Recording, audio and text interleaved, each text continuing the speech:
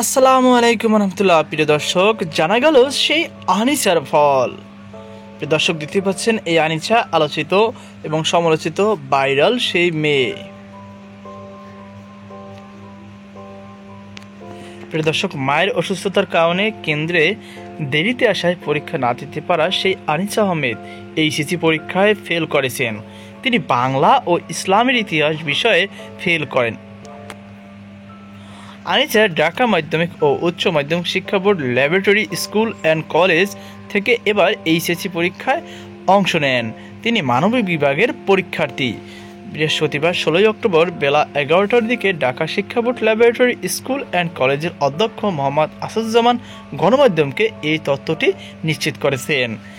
HSC পরীক্ষার শুরুর প্রথম দিনেই 26শে জুন ঢাকা শিক্ষা বোর্ড ল্যাবরেটরি স্কুল অ্যান্ড কলেজের শিক্ষার্থী আনিসা মায়ের অসুস্থতার কারণে সময় মতো পরীক্ষা কেন্দ্রে পৌঁছাতে পারেনি।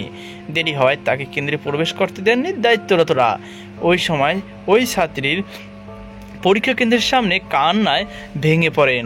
গেটের বাইরে দীর্ঘ সময় অপেক্ষা থেকে তিনি সেদিন ফিরে যান। ওই ছাত্রীর পরীক্ষা কেন্দ্র ছিল রাজধানীর সরকারি মিরপুর বাংলা কলেজ।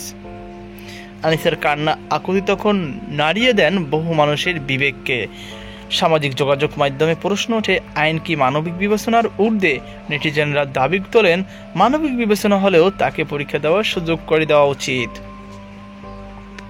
অন্তর্বর্তীকালীন সরকার সেই দাবি আমলে নেয়। প্রধান উপদেষ্টার প্রেস উইং থেকে তখন শিক্ষা উপদেষ্টা বরাতে জানানো হয়, পরীক্ষা দিতে না পারা আনিসার বিষয়টি বিশেষভাবে বিবেচনা করা হচ্ছে। তো প্রিয় দর্শক, এই ছিল আমার সবার শেষ আপডেট। এ নিয়ে আপনার কি মতামত অবশ্যই কমেন্টে জানাবেন। সকল ভালো থাকুন, সুস্থ থাকুন। আজকে পর্যন্ত আল্লাহ হাফেজ।